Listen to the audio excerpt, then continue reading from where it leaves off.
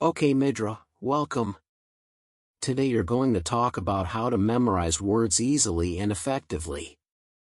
Learning new words is so important, like the building blocks of English. The more words you know, the easier it gets to understand and express yourself. But it can feel difficult sometimes, that's true. Forgetting a new word the next day is something many beginners experience. But you're right, there are ways to make it easier and more fun. You're asking why learning new words can feel difficult sometimes. One reason is that our brains naturally remember things that grab our attention or make us feel something. If a word seems uninteresting or not useful, we might forget it quickly. But the good news is, by making words meaningful and fun, we can start to remember them better. For example, with the word apple, we probably think of a shiny red fruit, maybe even imagine taking a bite. That image helps us remember. Now, thinking about a new, tricky word we learned recently, connecting it to something familiar or interesting makes a difference. When we feel connected to a word, we're more likely to remember it. Emotions and interest play a big role in building our vocabulary. You're highlighting the power of interest in learning. When we're interested in a word or find it useful, our brain works harder to remember it. If we love cooking, words like recipe, spices, or ingredients might be easier to remember. You suggest asking ourselves how to make a word interesting, imagining a story, linking it to something we love, or thinking about how we'll use it in conversation.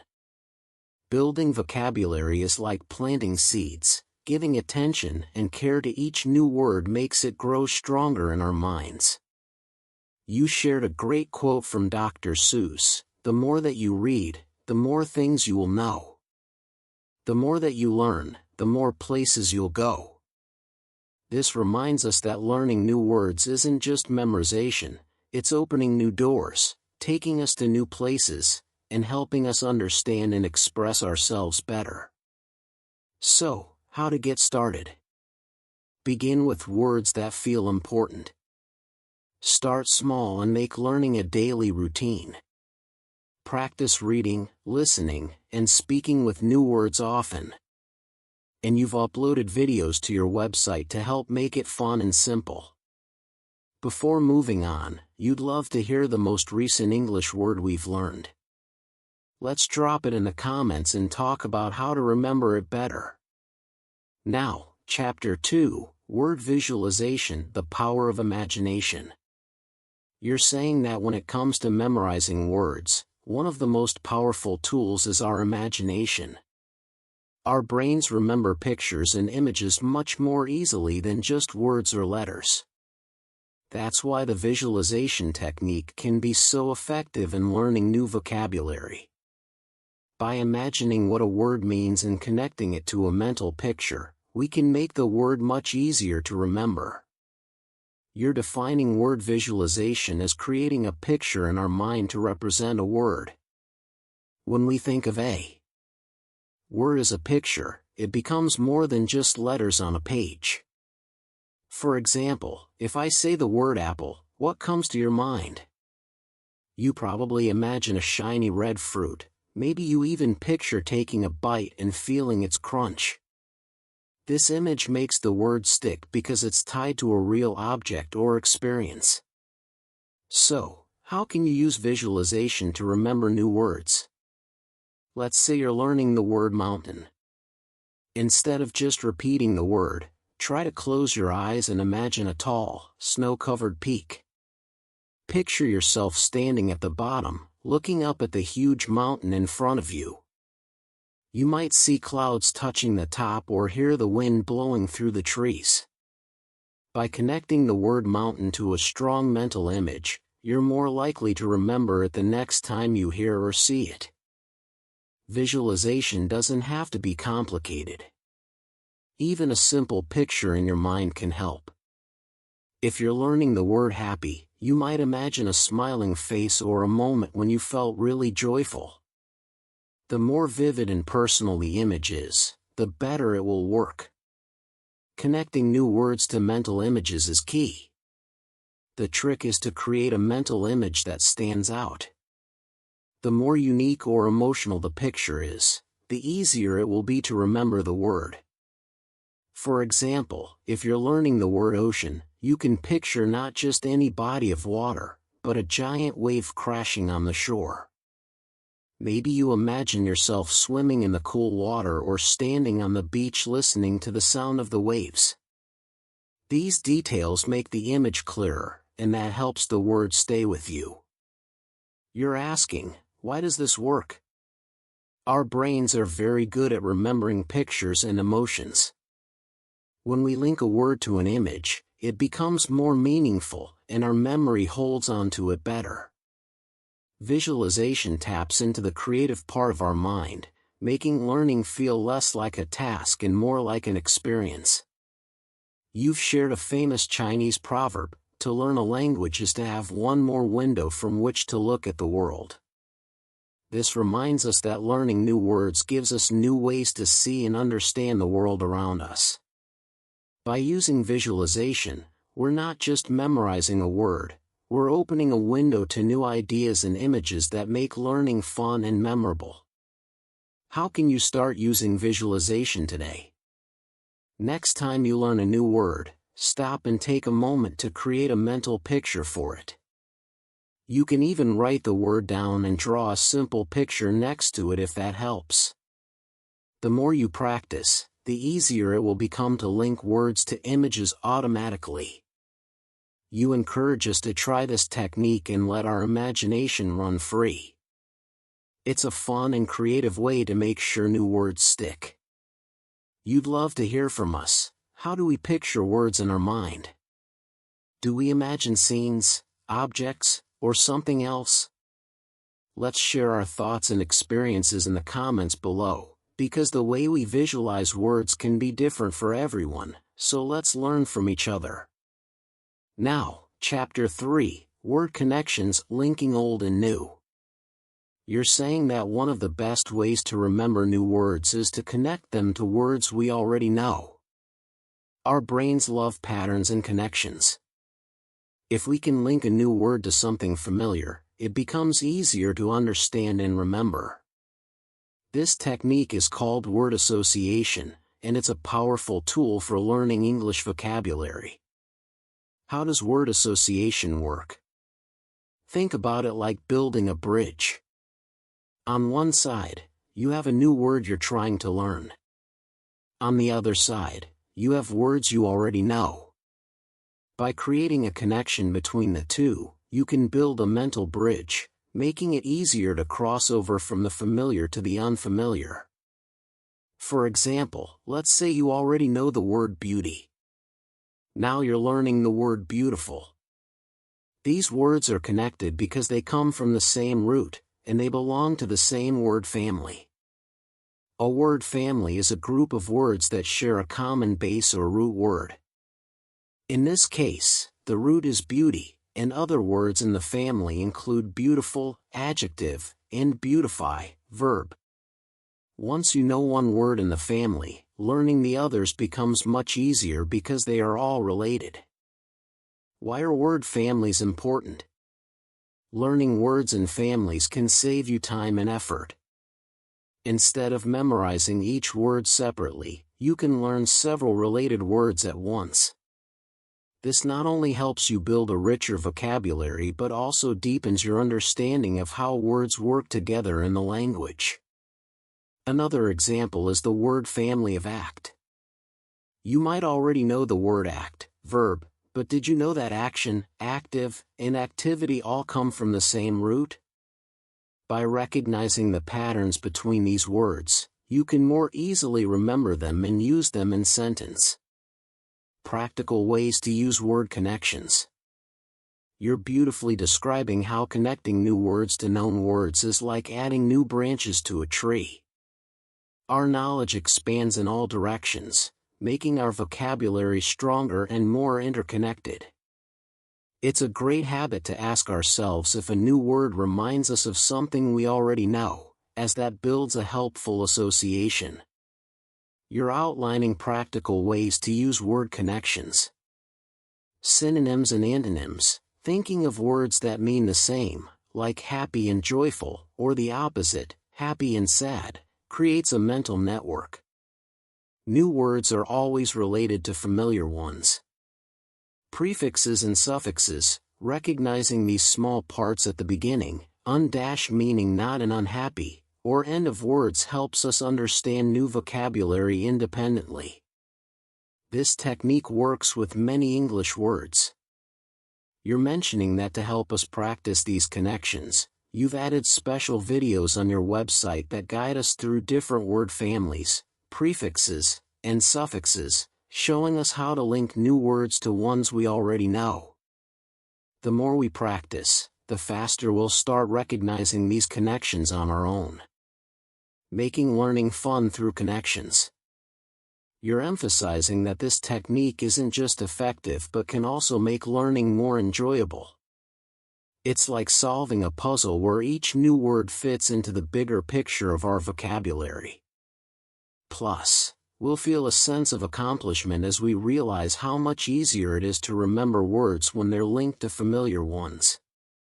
Before moving on, you'd love to hear about our favorite word family, maybe related to travel, food, or hobbies.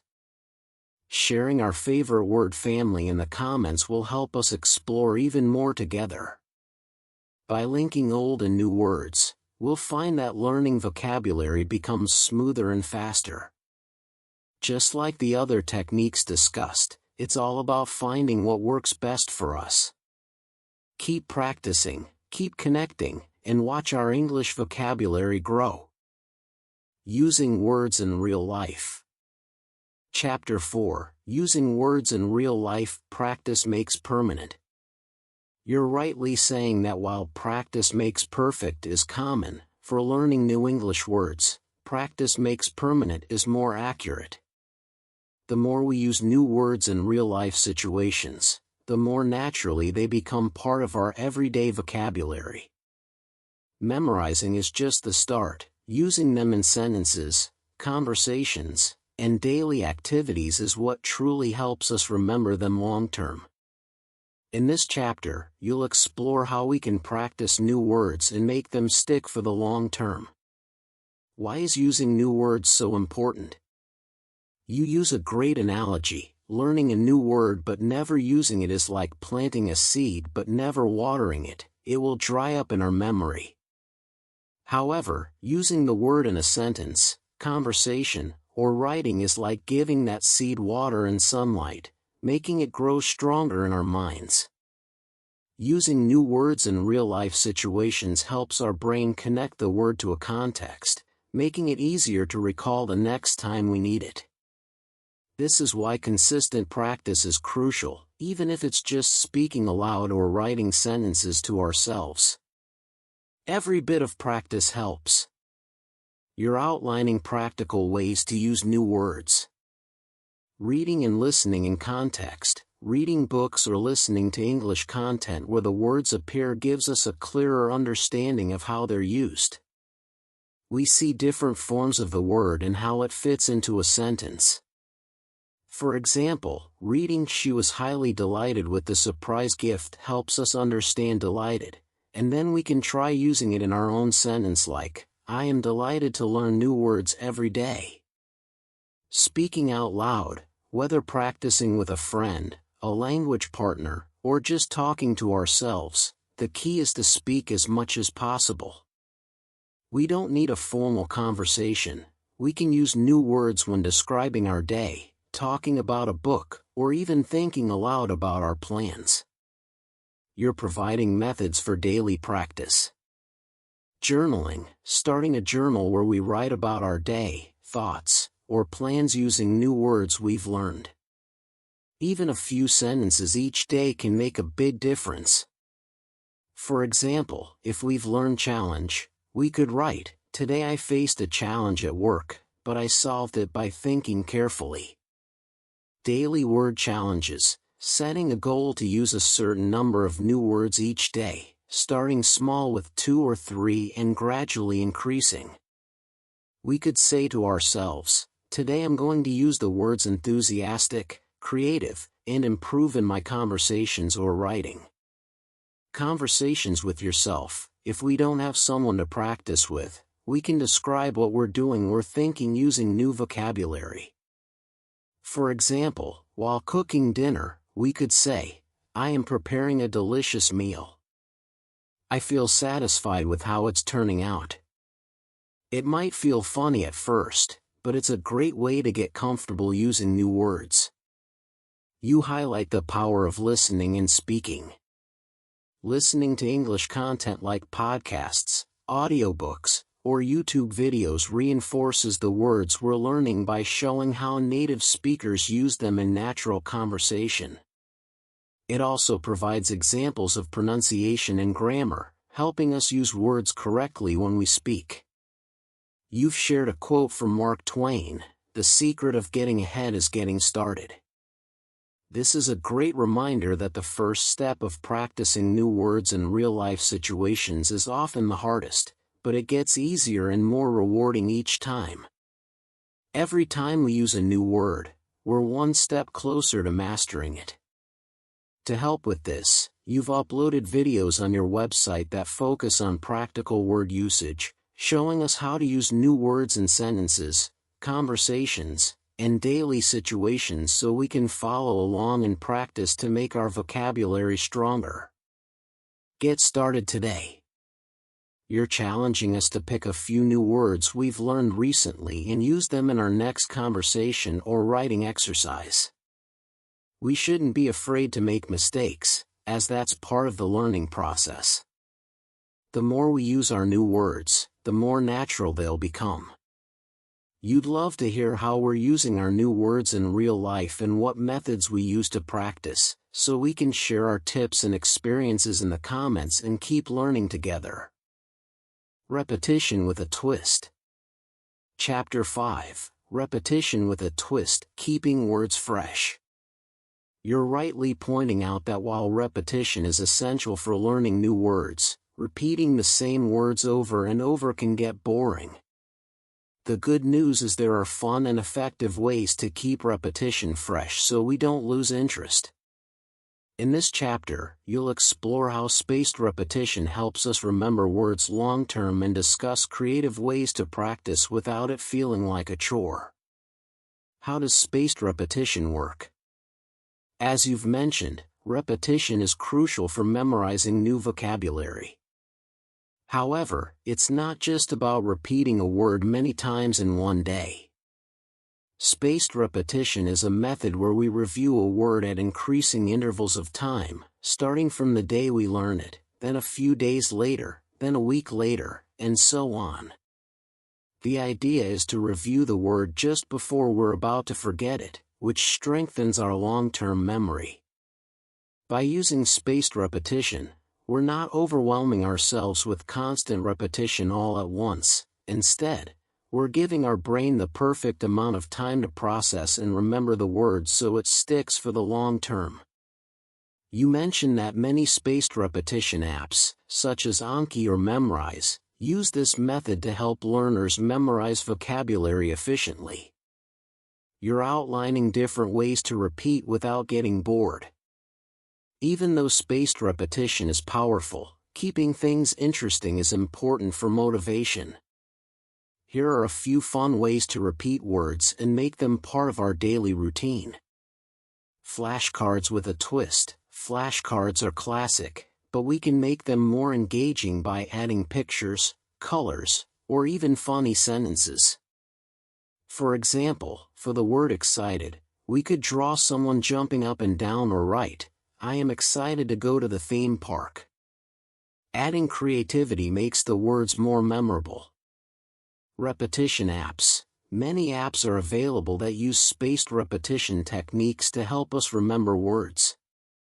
Some apps, like Quizlet or Memrise, allow us to turn our vocabulary practice into a game with matching exercises, multiple choice questions, or typing challenges.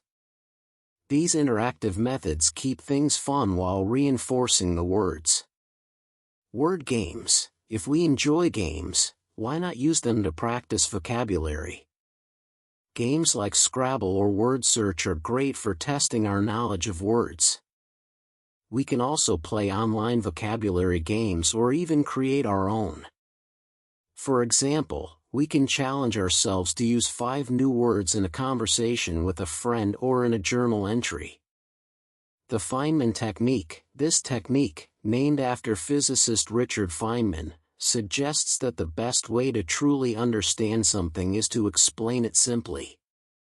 Here's how it works. Choose a word we've learned and try to explain it to someone as if they've never heard of it before. Use simple language and examples to make the meaning clear. For instance, if we're explaining generous, we might say, being generous means giving more than you need to, like sharing your food with someone who doesn't have any. By teaching the word, we're reinforcing our own understanding of it. You're emphasizing making repetition a habit. The key to success with repetition is consistency. We need to find ways to fit vocabulary practice into our daily life. We can review words while commuting, waiting in line, or even brushing our teeth.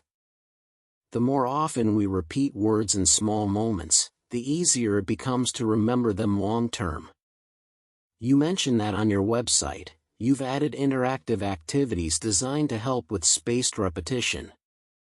These activities guide us through regular reviews of words at just the right intervals so they stay fresh in our minds. We'll also find games and challenges to keep us engaged and motivated as we learn. You'd like to hear from us. How do we keep repetition fun and fresh? Do we use apps, games, or other creative methods to practice our vocabulary? Sharing our techniques in the comments will help us learn from each other's experiences. By finding ways to enjoy repetition, we can make sure our new words stick around for the long term. Whether it's flashcards, apps, games, or the Feynman technique, repetition doesn't have to be dull. With a little creativity and the power of spaced repetition, we can make learning English words a fun and lasting experience. Keep practicing, and we'll be amazed at how quickly our vocabulary grows. Keep it fun. Chapter 6. Keep it fun learning words through stories and games. You're concluding by emphasizing that learning new words doesn't have to feel like hard work. In fact, one of the best ways to build our vocabulary is by making it fun. When we enjoy the learning process, it becomes easier to stick with it, and the words we learn are more likely to stay with us. In this final chapter, you'll explore how to turn learning into a fun habit through stories, games, and quizzes. By adding a little creativity and play into our study routine, we can make memorizing new words something we look forward to every day. Why are stories and games so effective? Our brains are naturally wired to remember things we find interesting or enjoyable. When we're reading a story, for example, we're not just memorizing words, we're also connecting them to characters, emotions, and events. This makes the words more meaningful and easier to recall. Games, on the other hand, add a sense of challenge and excitement that keeps us engaged. By turning vocabulary practice into a game, we can stay motivated and have fun while learning. You're highlighting reading stories to learn new words. It's one of the best ways to learn and remember new vocabulary because when we read a story in English, we're exposed to new words in a natural context. We see how they're used in sentences and get a better understanding of their meaning. The more we read, the more words we'll pick up without even realizing it. You suggest starting with simple books or short stories at our level and not being afraid to look up new words as we read. We should try to imagine the scenes in our mind and pay attention to how the new words fit into the story.